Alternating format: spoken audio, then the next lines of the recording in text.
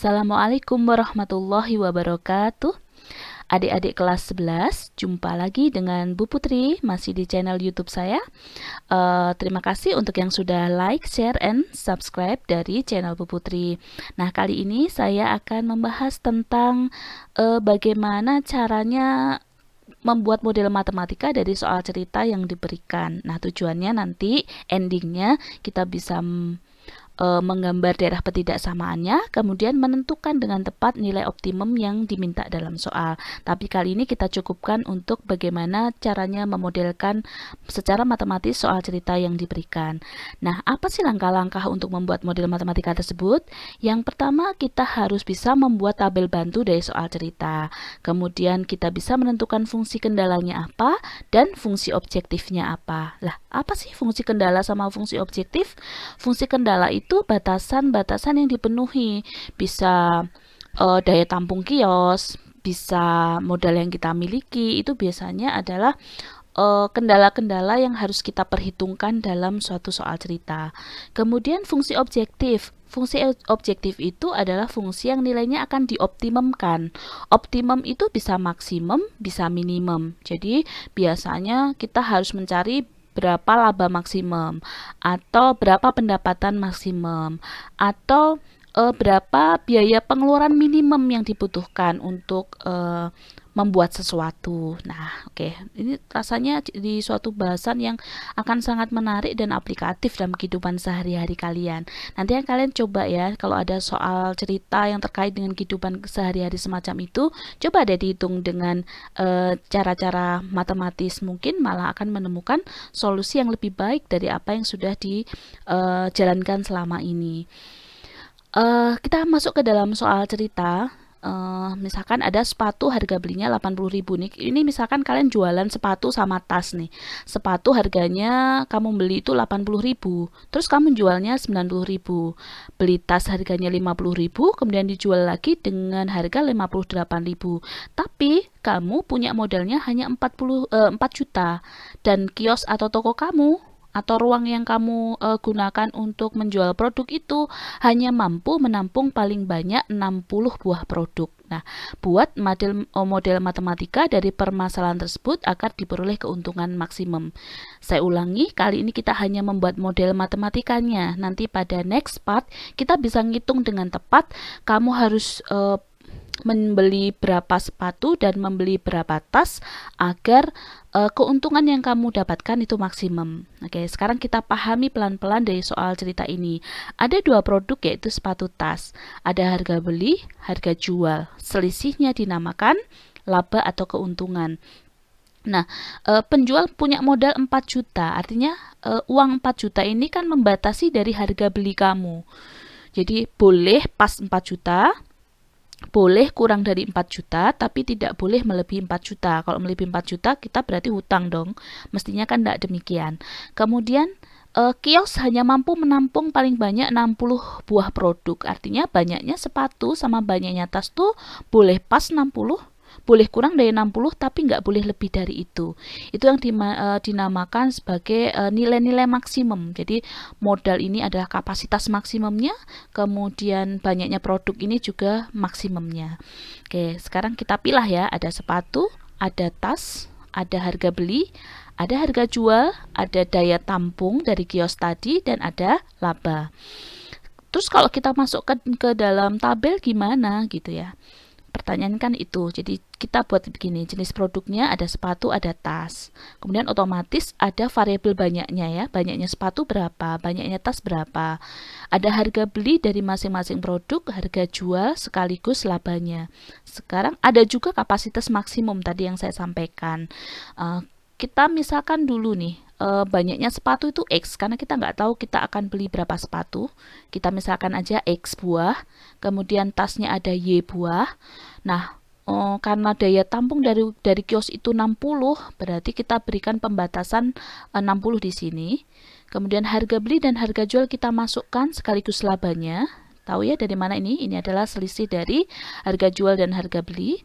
Kemudian bagian tas juga kita masukkan sehingga ada laba 8.000 di situ. Kemudian 4 juta. 4 juta tadi modal. Modal itu membatasi harga beli dari pedagang tersebut. Jadi dia kita letakkan di bagian sini. Oke, bagian yang seperti ini ya. Jadi ada pembatasan banyaknya produk, ada pembatasan harga beli. Ini nanti yang kita sebut sebagai fungsi kendala. Sedangkan tadi tujuannya kan memaksimumkan laba atau keuntungan. Jadi di bagian sini dinamakan sebagai fungsi tujuan. Itu baru pembentukan tabelnya. Sekarang bagaimana cara kita memodelkannya? Sekarang perhatikan.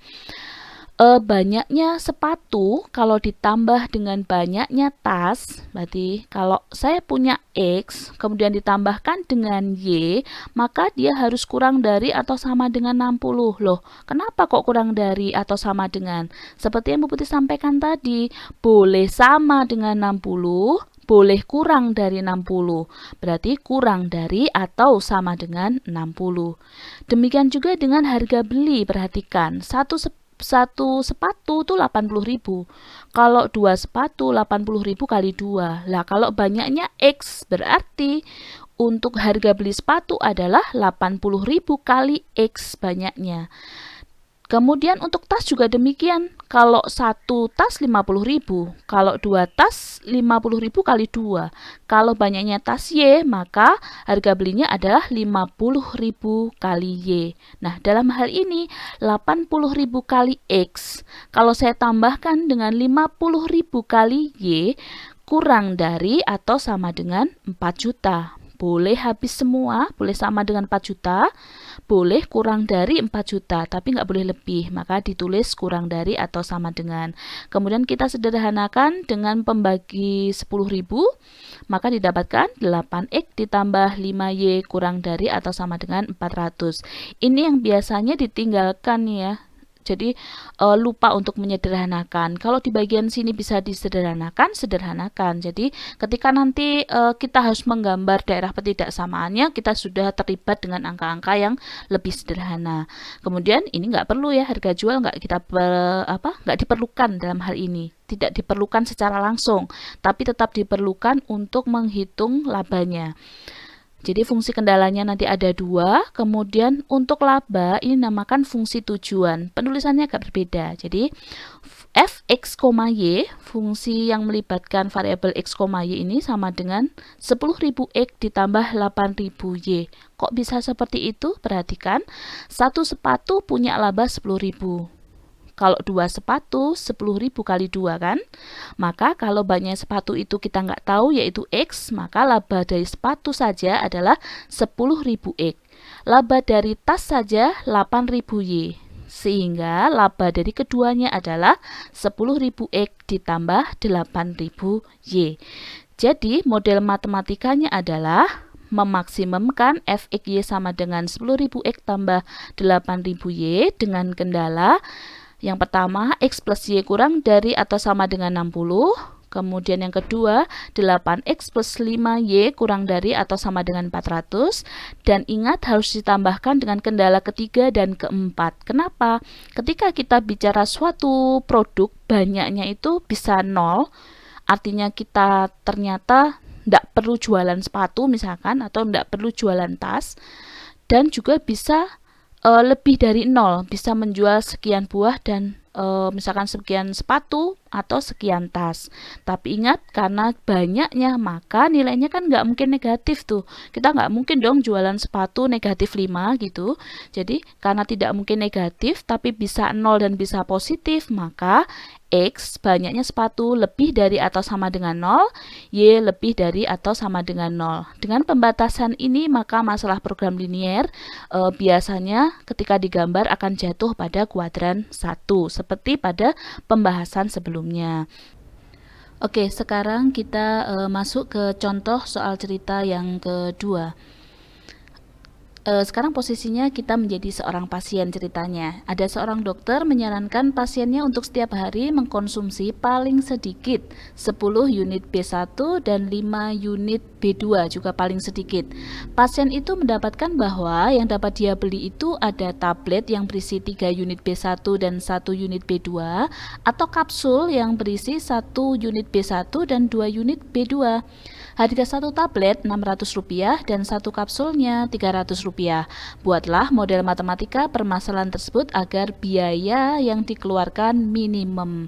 Jadi bukan berarti kalau kapsul itu lebih murah maka kita harus beli kapsul gitu ya. Karena kalau kapsul yang kita beli bisa jadi habisnya juga lebih banyak, mungkin saja karena kita ada kebutuhan minimum yang harus dipenuhi, yaitu 10 unit B1 dan 5 unit B2. Jadi ketika kita nanti memodelkan, kemudian membuat daerah pertidaksamaan, kemudian menentukan nilai optimum, bisa jadi hasilnya adalah kita membeli sekian tablet dan sekian kapsul, atau tablet saja atau kapsul saja. Jadi inilah menariknya program linier. Oke, dari soal cerita tersebut kita bisa melihat ada tablet, ada kapsul, ada vitamin B1, vitamin B2 dan harga. Ketika kita masukkan ke dalam tabel, nanti seperti ini. Jenis produknya tablet, kapsul, ada banyaknya yang harus kita misalkan, vitamin B1, B2 dan harga. Kita masukkan sesuai dengan soal cerita tadi. Misalkan banyaknya tablet itu X, kemudian banyaknya kapsul Y. Di sini kita nggak ada, di soal cerita nggak ada pembatasan banyaknya berapa gitu ya. Jadi biarkan seperti ini saja.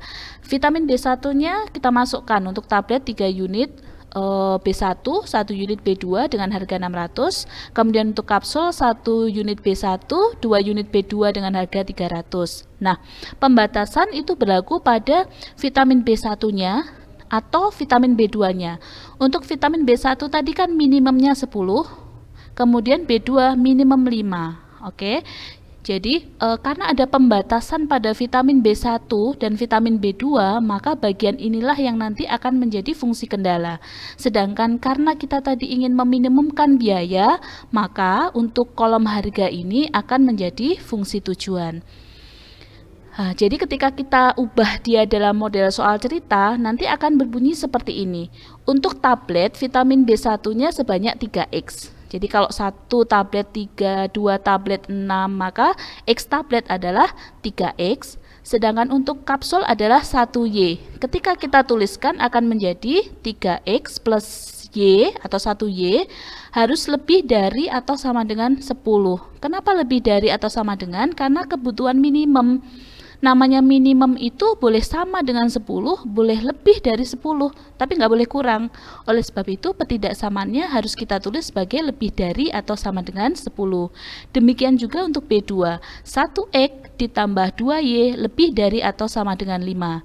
Sedangkan untuk fungsi tujuan atau fungsi objektif, untuk harga tablet adalah 600X dan kapsul 300Y. Menuliskannya Fx, Y sama dengan 600X ditambah 300Y. Jadi model matematikanya adalah meminimumkan Fx, Y sama dengan 600X ditambah 300Y dengan kendala. Yang pertama 3X plus Y lebih dari atau sama dengan 10, X plus 2Y lebih dari atau sama dengan 5. Karena banyaknya nggak boleh negatif, tapi boleh 0, maka ditulis X lebih dari atau sama dengan 0 dan Y lebih dari atau sama dengan 0. Saya kira itu saja sudah cukup untuk membuat kalian lebih memahami bagaimana caranya memodelkan soal cerita. Semoga ilmu yang saya berikan bermanfaat. Terima kasih. Assalamualaikum warahmatullahi wabarakatuh.